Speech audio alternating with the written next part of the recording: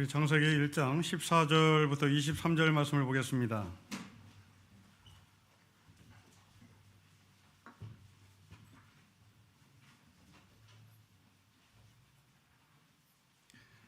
(14절부터 23절의) 말씀을 교독하겠습니다. 하나님이 이르시되 하늘의 궁창에 광명체들이 있어 낮과 밤을 나누게 하고 그것들로 징조와 계절과 날과 해를 이루게 하라.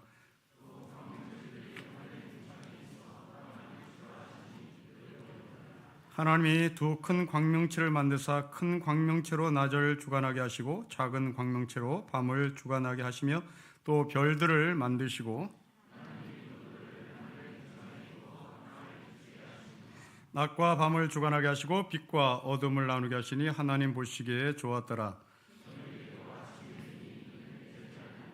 하나님이 이르시되 물들은 생물을 번성하게 하라. 땅 위 하늘의 궁창에는 새가 나르라 하시고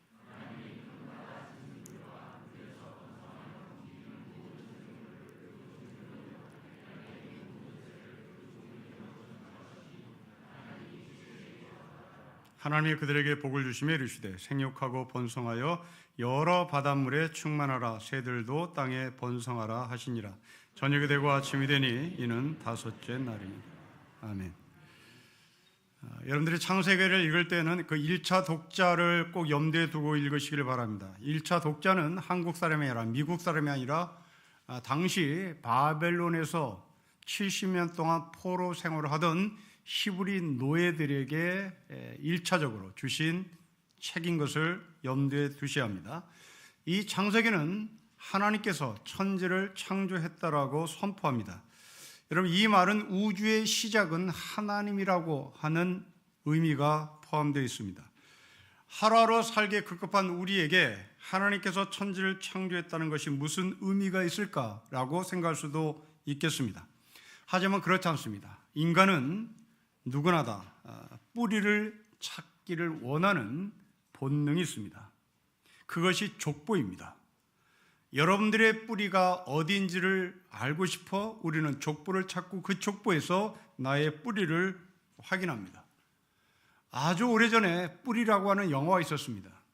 아프리카 흑인이 미국의 노예로 팔려와서 정말 모진 고생을 하던 사람들이 도대체 내 뿌리가 어디에 있었는지를 알고 싶어 추적해 나가는 영화입니다. 바로 인간은 뿌리가 그토록 중요하기 때문에 그 뿌리를 찾고 싶어 하는 겁니다. 인간이 뿌리가 어딘가, 나의 뿌리가 어딘가를 묻고 또 묻고 올라가다 보면 결국 어딘가에 뿌리를 찾게 되는데, 성경은 그것을 뛰어넘어 우리의 뿌리는 하나님이라고 기록을 하고 있고 우리는 그 하나님을 나의 뿌리로 고백을 하고 있습니다. 그런데 이 천지를 창조했다고 하신 하나님에 대해서 신학적 질문을 하는 사람이 있습니다. 하나님께서 천지를 창조하기 전에 하나님은 무엇을 하셨을까라고 하는 신학적 질문입니다. 아마도 여러분들은 신학적인 질문이기보다 피상적으로 이런 질문을 한 번쯤 해봤을 것입니다. 천지를 창조하신 하나님께서 천지를 창조하시기 전에 무엇을 하셨을까? 이 질문에 어떤 사람은 이런 말합니다. 너같이 그런 질문하는 사람을 위해서 지옥을 만들고 있었다라고 답변합니다. 이것 또한 신학적인 답입니다.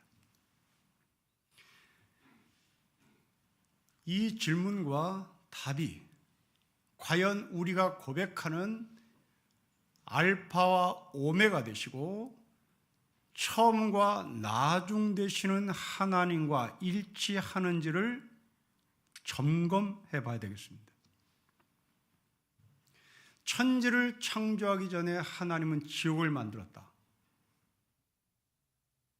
그렇다면 시간이 하나님보다 먼저 있었다는 얘기입니다. 천지를 창조하기 전에 하나님은 무엇을 했을까?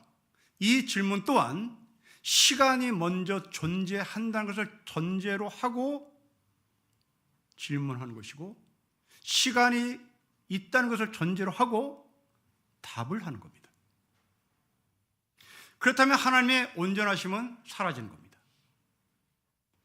처음과 나중 되시는 하나님은 없어진 겁니다. 이미 시간이 존재했기 때문입니다. 하나님의 시간을 창조하지 않았다는 말이 되는 겁니다. 그렇다면 시간이 하나님보다 먼저 앞서 있기에 우리는 하나님보다 시간을 더 소중하게 여겨야 합니다. 알파와 오메가 되신 하나님, 처음과 나중 되신 하나님, 이 안에는 시간까지도 하나님께서 창조했다고 말씀해야만 성립되는 이야기입니다. 그렇지 않으면 처음과 나중은 부정되는 겁니다. 이 처음과 나중 되신 하나님, 이 하나님을 성경은 실제인 것을 증언합니다. 시간을 하나님께서 만드셨음을 성경은 증언합니다. 하나님께서 천지를 창조하기 전에 시간이 이미 존재했다는 것을 부정합니다. 하나님이 시간을 만들었다는 것을 성경은 증언합니다. 모세가 하나님을 만났을 때입니다. 하나님을 만난 모세가 하나님께 당신의 이름이 뭐냐고 질문합니다. 그러자 하나님이 답을 합니다. 내 이름은 나 스스로 있는 자다. 나는 나다라는 말합니다.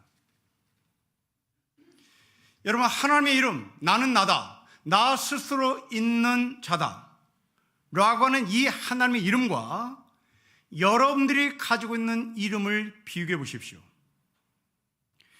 우리나라는 당신의 이름이 무엇입니까? 라고 하는 이 질문에 정말 애매모호합니다. 내 이름을 말할 때 성을 포함해서 말해야 되는지 아니면 이름만을 말해야 되는 것이 잘 헷갈립니다. 그러니까 우리나라에서는 이름이 무엇입니까? 라고 할 때 정확하게 분리가 되지 않는 그런 한계를 갖고 있습니다. 그러나 여러분, 한문을 보십시오. 한문은 성명이라고 표현합니다. 성이 있고 이름이 있습니다. 이것은 영어에서는 더 정확하게 표현합니다. 여러분이 갖고 있는 여권을 보십시오. 그 여권에 서네임을 묻습니다. 그리고 기본네임을 묻습니다. 서네임은 여러분의 뿌리입니다. 기본네임은 아버지로부터, 어머니로부터, 누군가로부터 부여받은 이름입니다. 우리는 누군가로부터 부여받은 이름을 갖고 있는 사람입니다. 그런데 하나님은 기본네임이 없습니다. 하나님은 명이 없습니다. 하나님은 스스로 있는 자입니다. 하나님은 스스로 존재하는 자입니다. 그러기에 알파와 오메가 되시고 처음과 나중에 되시고 창조 전에 시간이 존재한 것이 아니라 이미 존재하신 하나님께서 온 우주를 창조하시고 그 가운데 시간도 창조한 것입니다. 자, 이 이야기를 들었던 1차 독자는 바벨론에서 노예로 살았던 히브리 사람들입니다. 이 히브리 노예들은 바벨론에서 질문했을 겁니다. 도대체 나는 왜 노예로 태어났나? 그리고 나의 뿌리는 무엇인가? 이 질문에 바벨론 당국은 가리킵니다. 너의 DNA는 노예의 피가 흐르고 있다. 너의 뿌리는 노예다. 너의 뿌리는 죽었다 깨나도 노예다라고 가르쳤습니다. 이 이야기를 들었던 사람들은 당시 히브리 노예들이었는데, 이 히브리 노예들은 원래 이스라엘 사회에서는 지식인들로 살았던 사람들입니다. 이 지식인들을 주로 바벨론 당국은 뽑아서 바벨론으로 끌고 갔습니다. 이 지식인들이 하루아침에 노예로 전락합니다. 여러분, 지식인들이 갖고 있는 한계가 무엇입니까? 지식인들은 두 가지가 대단히 허약합니다. 하나는 배고픔에 못 견딥니다. 그리고 두 번째로 노동이 대단히 힘들어합니다. 제가 지식인 중에 지식인입니다. 저보고 노동을 하라? 고통입니다. 저는 배를 고파본 적이 없습니다. 저는 부모를 잘 만나서 배를 고파본 적이 없습니다. 저는 노동을 해본 적이 없습니다.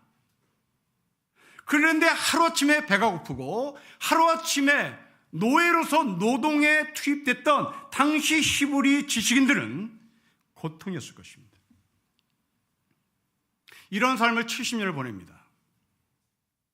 서서히 바벨론에 동화하는 것이 낫다라고 생각하고 이제 이스라엘 백성의 신분을 포기합니다. 그리고 바벨론 당국에서 가리키는 너희의 피 속에, 너희의 DNA 속에는 노예의 피가 흐르고 있다. 너희는 태생의 노예다. 그것을 받아들이기 시작합니다. 이때 하나님이 말씀합니다. 너의 뿌리는 노예가 아니라 하나님이 창조한 하나님의 사람이라고 말합니다. 여기서 동의를 할 것인가? 이것을 거부하고 바벨론에 동화되어서 바벨론의 문화, 바벨론의 신, 바벨론의 철학을 들고 살 것인가의 선택의 기로에 서 있는 겁니다. 여러분, 일제 36년의 강점기 동안 우리나라 지식인들 거의 대부분은 독립을 위해서 애를 썼던 사람입니다. 그런데 시간이 가면 갈수록 서서히 이 지식인들이 독립에 대한 소망을 포기합니다. 그 대표적인 사람이 이광수라는 사람입니다. 5살에 이미 천잠을 깨우친 천재입니다. 그리고 이 사람은 일본에서 28 독립선언문을 작성한 지식인입니다. 28 독립선언문은 정말 멋진 글이라고 모든 글쟁이들이 다 감탄하는 선언문입니다. 우리가 3.1운동을 통하여 독립을 외쳤을 때 우리나라 사람들은 최남선이 기록한 3.1 독립선언문만 낭독하지 않았습니다. 이 이광수가 동경에서 작성한 28 독립선언문도 같이 낭독을 했습니다. 그런데 이 사람이 일제 말기에 변절합니다. 친일로 돌아섭니다. 친일로 돌아서는 이 이광수의 말은 가히 충격적입니다. 문자 그대로 글로 남겨진 이광수의 말을 들어보십시다. 나는 지금에 와서 이런 신념을 가진다. 조선인은 전면 조선인 것을 잊어야 한다. 아주 피와 살과 뼈가 일본인이 되어버려야 한다. 이 속에 진정으로 조선인의 영생의 길이 있다. 조선놈의 이맛박을 바늘로 찔러서 일본인의 피가 나올 만큼 조선인은 일본인 정신을 가져야 한다. 조선놈, 이맛박, 바늘, 이렇게 말한 이광수는 바로 이어서 일본인의 정신, 이러한 단어를 씁니다.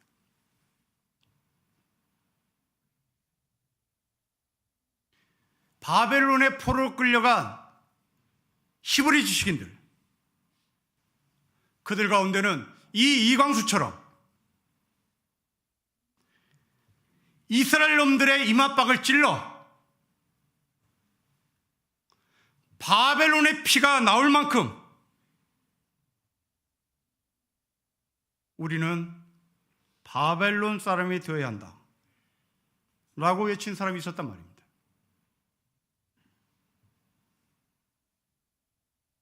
우리의 언어로 얘기하면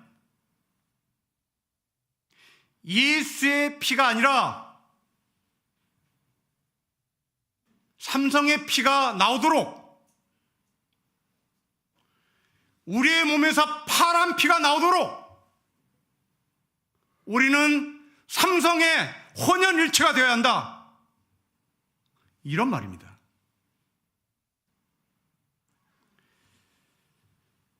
그러자 바벨론에 살았던 히브리 노예 중에 이러한 이광수 같은 사람만 있지 않았습니다.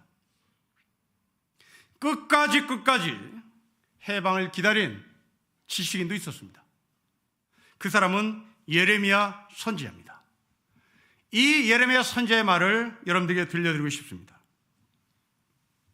돌로 내 이를 봐주시고 나의 얼굴을 땅에 비비신다. 내게서 평안을 빼앗았으니 나는 행복을 잊고 말았다. 나오느니 탄식뿐이다. 이제 내게서는 참람함도 사라지고 주님께 두었던 마지막 희망마저 사라졌다. 내가 겪은 이 고통, 쓴쑥과 쓸개집 같은 고난을 잊지 못한다. 잠시도 잊을 수 없으므로 울적한 마음을 가눌 길이 없다. 그러나 마음속으로 곰곰이 생각하며 오히려 희망을 가지는 것은 주님의 한결같은 사랑이 다함이 없고 그 긍휼이 끝이 없기 때문이다. 주님의 사랑과 긍휼이 아침마다 새롭고 주님의 신실하심이 큽니다. 나는 늘 말하였다. 주님은 내가 가진 모든 것, 주님은 나의 희망, 주님께서는 주님을 기다리는 사람이나 주님을 찾는 사람에게 복을 주신다. 똑같은 바벨론의 노예였습니다. 누군가는 내 몸에 히브리의 피가 흐르는 것이 아니라 바벨론의 피가 흐르고 있다라고 변전한 사람이 있는가 하면 예레미야는 끝까지 주님을 기다렸고 주님을 찾고 있습니다. 자신의 뿌리가 하나님에게 있음을 고백하고 있는 겁니다. 사랑하는 성도 여러분, 여러분들의 뿌리는 어디에 있습니까? 여러분의 성씨는 여러분의 뿌리가 어디 있는지를 말하고 있습니까? 여러분의 뿌리가 백정입니까? 그래서 여러분들은 백정의 피가 흐르고 있습니까? 하나님이 말씀하십니다. 그 백정의 피도 뿌리는 백정이 아니라 하나님이시라고. 이것은 곧 평등을 의미합니다. 차별 없음을 말씀하는 겁니다. 이렇게 천지를 창조하신 하나님은 천지를 창조할 때 일정한 패턴을 우리에게 보여줍니다. 세 가지 패턴을 우리에게 보여주는데요. 첫째로 하나님께서 말씀하시니 그대로 이루어졌다가 계속 반복됩니다. 두 번째 패턴입니다. 보시기에 좋았다, 보시기에 좋았다, 보시기에 정말 좋았다라는 패턴이 있습니다. 세 번째 패턴입니다. 저녁이 되고 아침이 되니, 저녁이 되고 아침이 되니, 저녁이 되고 아침이 되냐는 패턴을 유지합니다. 우리는 이 세 가지 패턴을 통해서 하나님께서 우리에게 전달하는 메시지가 무엇인지를 알아봐야 되겠습니다. 첫째 패턴입니다. 하나님께서 말씀하시니 그대로 이루어졌다는 이야기입니다. 모두 8번 반복됩니다. 여러분, 우리는 이 말씀을 읽을 때 별로 감흥이 없습니다. 하나님이 말씀하실 때 그대로 이루어졌다. 하나님 말씀하실 때 그대로 이루어졌다. 별로 감흥이 없습니다. 저는 여러분들에게 분명히 말씀드렸습니다. 이 말씀을 읽었던 당시 1차 독자는 히브리 노예들이라고 말씀을 드렸습니다. 이 히브리 노예들이 이 말씀을 읽을 때, 이 말씀을 들을 때 어떤 심정이었는지를 헤아려 보셔야 합니다. 여러분, 히브리 노예들, 바벨론에서 포로 생활하던 사람들은 이런 말 지긋지긋하게 들었습니다. 그들은 노예였고 이 노예를 지배하는 주인이 오늘도 지시했습니다. 오늘도 말했습니다. 그대로 해야만 하는 겁니다. 이것을 성경은 증언합니다. 바로는 애굽에서 종살은 히브리 노예들에게 벽돌을 만들라고 명령했습니다. 만들어내야 되는 겁니다. 그것도 벽돌을 만들 수 있는 재료도 충분히 주지 않았습니다. 그런데 만들어내라고 얘기합니다. 히브리 노예들은 만들어내야 되는 겁니다. 하나님이 말씀하시되 바로가 말하되 바벨론의 황제가 말하되 그대로 이루어져야 되는 겁니다. 히브리 노예들은 이 말을 듣고 지긋지긋했을 겁니다. 그리고 하나님이 바로 같은, 하나님이 바벨론 황제 같은 존재로 착각했을 겁니다. 결국 성경에 말한 하나님도 바로와 다를 것이 없다라고 생각하고 차라리 바벨론에 동화되는 것이 낫겠다고 생각했죠. 여러분, 우리는 신앙생활에서 가장 많이 듣는 말이 순종이란 말입니다.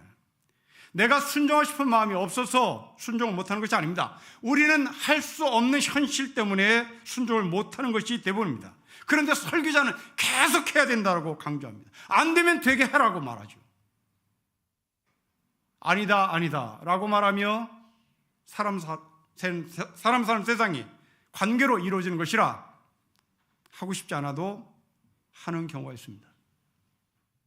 어느새 히브리 노예들이 바로에게 굴종당하듯이, 바벨론에게 굴종을 당하듯이 어느새 나도 목사에게 굴종당하고 있는 자신을 보는 경우가 있습니다. 지금 하나님은 그런 굴종을 요구하는 것 같습니다. 말씀하시니 그대로 됐다. 명령하니 그대로 되어야 한다는 겁니다. 과연 그럴까요? 과연 그럴까요? 그렇지 않습니다. 그렇지 않습니다. 여러분 26절로 건너가십시다. 우리 26절 같이 읽겠습니다. 시작. 하나님 이르시되 우리의 형상을 따라 우리의 모양대로 우리가 사람을 만들고 그들로 바다의 물고기와 하늘의 새와 가축과 온 땅과 땅에 있는 모든 것을 다스리게 하자라고 말씀합니다. 여러분, 사람을 만들 때는 하나님께서 지시하지 않습니다. 사람아 만들어져라라고 말씀하지 않습니다. 사람을 만들 때는 하나님께서 의논하십니다. 삼라만상은 명령합니다. 사람이 아닌 것들은 명령합니다. 그리고 그 명령대로 순종합니다. 그러나 인간은 그렇지 않습니다. 당시 히브리 노예들에게 하시는 메시지입니다. 하나님은 너에게 명령하지 않는다. 하나님은 너하고 대화하기를 원합니다. 바로는 너에게 명령한다. 바로는 너하고 대화하기 싫어한다. 그러나 나는, 나 스스로 있는 하나님, 나는 너와 대화한다. 나는 너의 친구다. 너는 나와 동등한 자격을 갖고 있는 하나님의 형상을 가진 존재로 말합니다. 사람 대접받는 거죠. 여러분, 우리의 현실을 보십시오. 우리는 직장에서 바로를 늘 만납니다. 그 바로가 우리에게 말합니다. 안 되면 되게 하라고. 그렇지만 나가. 이게 우리가 매일매일 듣는 이야기입니다. 엔지니어들의 이야기를 들어보면 정말 비참합니다. 이걸 만들어봐야 아무 소용이 없는 거예요. 그런데 직장 상사는 만들어내라고 지시합니다. 그것도 며칠까지, 한 달 이내에 만들어내. 그렇지 않으면 사표 쓸 각오를 해. 지시. 충분한 시간도 주지 않습니다. 벽돌 만들 재료를 주지 않았던 바로처럼 이 땅의 현대판 바로는 여러분 직장에 여전히 존재합니다. 사람을 사람으로 보지 않기 때문에 그렇습니다. 어제 우리나라 축구 선수들이 포르투갈을 이겼습니다. 현재 국가대표 선수들과 과거에 배가 고플 때 축구를 했던 국가대표 선수들을 비교해 보십시오. 과거에는 안 되면 되게 하라였습니다. 의도 터지면서 축구를 했습니다.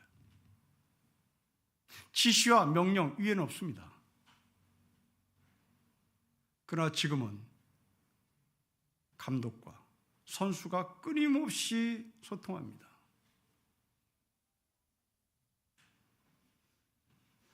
히브리 노예들, 그들은 한 번도 사람 대접을 받아본 적이 없습니다.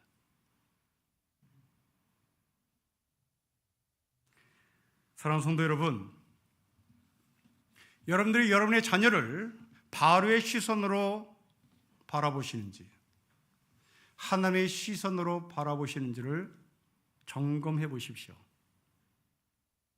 여러분 가정에 자란 화초는 명령하면 되는 겁니다. 아니, 명령해야 되는 겁니다. 여러분 가정에 키우는 고양이, 강아지 명령해야 되는 겁니다.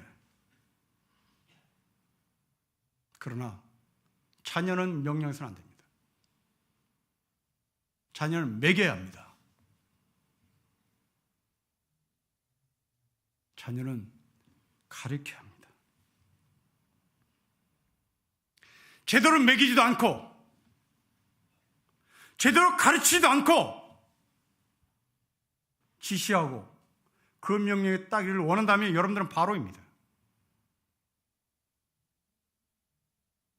여러분들은 왜 자녀들에게 공부를 잘하라고 다그칩니까? 여러분들이 공부를 못했잖아요. 여러분들이 공부에 한이 맺힌 사람들이잖아요. 여러분들이 공부를 제대로 안 해놓고 왜 자녀들에게 공부를 잘하라고 외칩니까? 여러분들이 왜 자녀들에게 내 말 잘 들으라고 얘기합니까? 여러분들은 여러분 부모에게 말 잘 들었습니까? 여러분 부모에게 말 잘 듣지 않고 왜 나는 내 자녀들이 나에게 말 잘 듣기를 원하십니까? 여러분들이 먼저 부모에게 말 잘 듣고 그 말을 하십시오. 여러분들이 먼저 공부를 잘하고 자녀들에게 그 말을 하십시오.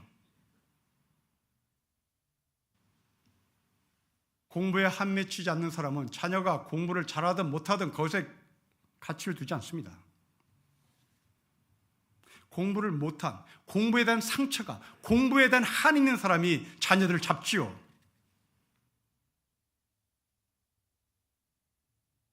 히브리 노예들은 바로를 통하여 지시와 명령을, 바벨론 황제를 통해 지시와 명령을, 그리고 맹목적 순종을 할 수밖에 없었습니다. 아이들 양육에 걱정이 많은 부모들에게 한 수학과 의사가 한 말을 귀담아 드려야 되겠습니다. 자식은 우리 부부 사이에 온 손님입니다. 그러니 잘 대접해야 합니다. 그리고 손님은 반드시 떠날 사람인 것처럼 자녀는 내 곁에서 언제든지 떠날 사람인 것을 준비하고 있어야 합니다. 내 소유가 아닌 거예요. 내 종 아니에요. 내 노예 아니라고요. 여러분의 분신입니다. 두 번째, 보시기에 좋았다라는 말씀이 반복됩니다. 모두 5번 반복되죠. 그리고 인간을 만들 때는 심히 좋았다라고 말씀합니다. 여러분, 이 말을 들은 당시 히브리 노예들은 어떤 심정이었을까요? 노예들이 과연 해를 보고 감탄했을까요? 노예들이 달을 보고 별을 보고 감성에 젖었을까요? 저는 개뿔이라고 봅니다. 여러분, 출근한 여러분들이 한강 철교를 건널 때 한강이 아름답게 보입니까? 개뿔입니다.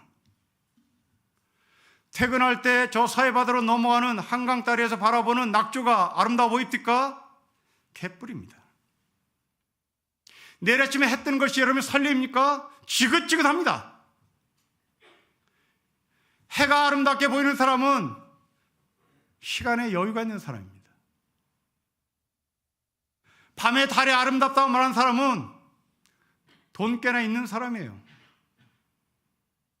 어떻게 노동자가 해가 아름답게 보입니까? 어떻게 노예가 달이 아름답게 보입니까? 어떻게 노예가 해가 넘어가는 낙조가 아름답게 보입니까? 이건 지긋지긋한 겁니다.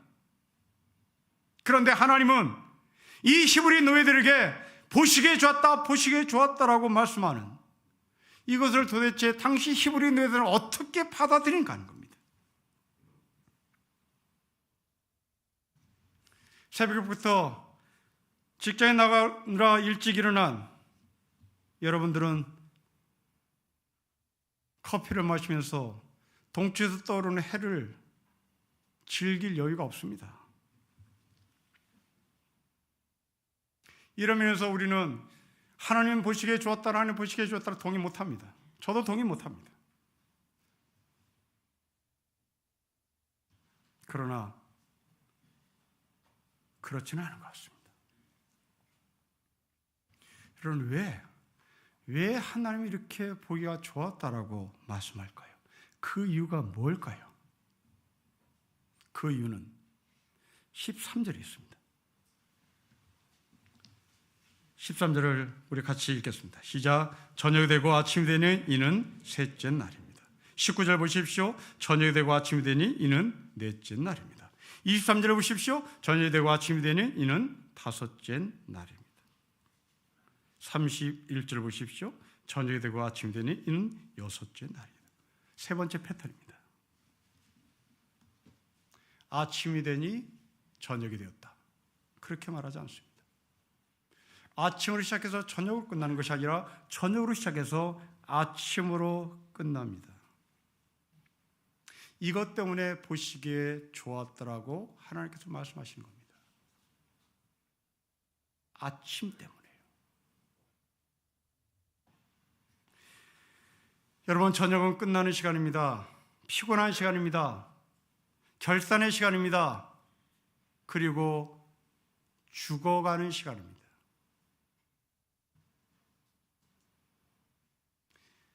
꽃게를 주제로 시를 쓴 시인의 심정을 여러분 아시겠습니까?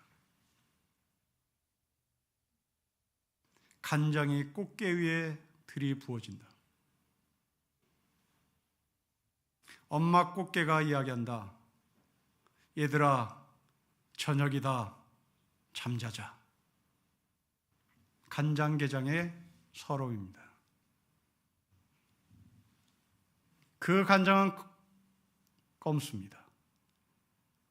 그 검은 간장은 꽃게의 몸에 속속들이 들어가 살아있는 꽃게를 죽입니다. 그렇게 저녁은 죽음입니다. 어둠은 끝입니다. 그런데 끝이 아니었습니다. 그 끝은 아침으로 보상하십니다. 바벨론 사람들은 자신의 삶이 아침으로 시작한다고 외쳤습니다. 여러분 가운데 이 바벨론처럼 아침으로 인생이 시작되는 사람이 있습니다. 그 사람은 시간 가는 것이 아깝습니다. 가진 것이 많기 때문에 그렇습니다. 늘 아침이었으면 좋겠습니다. 해가 넘어가지 않았으면 좋겠습니다. 집 세 채 네 채 가진 사람은 시간 가는 것이 아깝습니다. 젊음들은 시간이 가는 것이 아깝습니다. 늘 아침이 되기를 원하고 늘 해가 되기를 소망합니다. 그리고 그들은 살아있을 때 즐기는 겁니다. 하지만 히브리 노예들은 해가 떠도 즐기지를 못합니다. 히브리 노예들은 대낮에도 즐기지를 못합니다. 그런 사람들에게 하나님 말씀합니다. 저녁으로 시작해서 아침으로 끝나는 인생이 바로 너희들이다. 그렇습니다. 성경에 이 아침에서 시작해서 저녁으로 끝나는 인물이 있습니다. 또한 저녁에서 시작해서 아침으로 끝나는 인물이 있습니다. 먼저 아침에서 시작해서 저녁으로 끝나는 인물을 소개합니다. 바로 그 사람은 바로입니다. 하나님은 이 바로에게 10가지 재앙을 내주셨습니다. 그 가운데 9번째 재앙, 10번째 재앙은 바로 흑암의 재앙이고 장자의 죽음의 재앙입니다. 흑암과 장자의 죽음은 곧 모든 것이 무너진다는 말입니다. 해가 지지 않았던 제국 애굽, 두 개의 강을 끼고 찬란한 문화를 일으켰던 바벨론 제국, 그들은 무너지지 않을 것 같았습니다. 그러나 바로의 군대는 홍해바다에서 완전히 수장당하고 끝이 납니다. 그러나 그 어둠 속에서도 똑같이 어둠을 만난 또 한 사람들이 있습니다. 그들은 히브리 노예들입니다. 400년 동안 이들의 삶은 어둠이었습니다. 그러나 마지막 날 하나님은 이 히브리 노예들에게 지시합니다. 어린 양을 잡아 죽여라. 어린 양을 잡아 죽여라. 죽음입니다. 그런데 그 어린 양을 잡아 죽이자 철저히 봉쇄당했던 노예들의 감옥살이가 열립니다. 400년 동안 종살했던 이스라엘 백성들의 해방의 문이 열립니다. 그리고 가나안을 향해서 하나님이 약속하신 아침을 향해서 이들은 달려나갑니다. 같은 저녁, 같은 어둠이지만 바로는 홍해바다에서 수장당으로서 끝납니다. 히브리 노예들은 해방을 맞이합니다. 예수님은 어린 양입니다. 그 어린 양 예수님이 십자가에 죽었습니다. 대낮임에도 불구하고 칠흑 같은 암흑이 온 세계에 가득했다고 성경은 증언합니다. 끝났습니다. 그러나 3일 후에 새벽이 동터올 때 주님은 부활합니다. 저녁이 되고 아침이 됩니다. 하나님의 사람들은 그러기에 저녁을 두려워하지 않습니다. 절망을 무서워하지 않습니다. 아침이 올 것이기 때문에 그렇습니다. 요즘 젊은이들이 사용하는 단어 중에 이생망이라는 단어가 있습니다. 이 세계에서는 망했습니다. 네, 동의합니다. 저도 동의합니다. 그러나 아침이 있다는 사실을 전제로 하고 이 생망을 말할 수 있어야 합니다. 바로처럼 이 생망이 홍해바다에서 완전히 수장당하는 것으로 끝나는 이 생망이 되어서는 안 됩니다. 가나안을 향하여 400년의 종살의 문이 열리는 것을 전제로 하고 이 생망을 말할 수 있어야 합니다. 학부생 때 민경배 교수로부터 한국교회사를 배웠습니다. 이분이 쓴 한국교회사 책 한 소제목에 저녁이 되고 아침이 되냐라는 챕터가 있습니다. 하나님의 섭리를 말하고 싶었던 겁니다. 일제강점기에도 불구하고 아침을 허락하신 하나님, 이광수, 최남선, 이 땅의 지식인들이 상당수가 영원히 어둠으로 돌아섰을 때 이 땅의 민초들은 아침을 맞이했고 그 아침을 허락하신 하나님을 찬양했던 겁니다. 하나님은 히브리 노예들에게 말합니다. 너희들이 바라보는 이 바벨론의 해, 바벨론의 달과 별들은 지긋지긋하게 보이지만 나는 너희를 반드시 아침을 허락할 것이다. 그래서 고향 땅으로 돌아가게 할 것이다. 고향 땅에서 바라보는 해, 고향 땅에서 바라보는 달, 고향 땅에서 바라보는 별들은 정말 아름다울 것이다. 너희의 뿌리는